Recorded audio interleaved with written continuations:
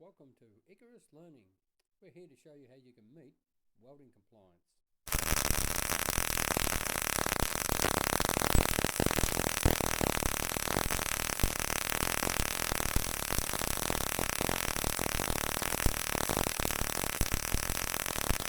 At this time, you're watching a bead on plate being delivered in short arc mode.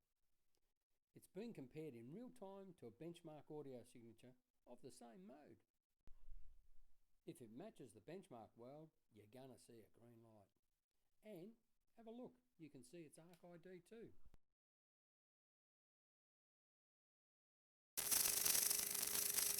The next weld you're going to see is in spray arc. Notice how quiet it is? Sound is different, I've got to say. And the listening device is still comparing it to the benchmark weld you saw in the first weld.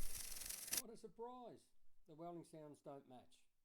And you can know that because it indicates a red light.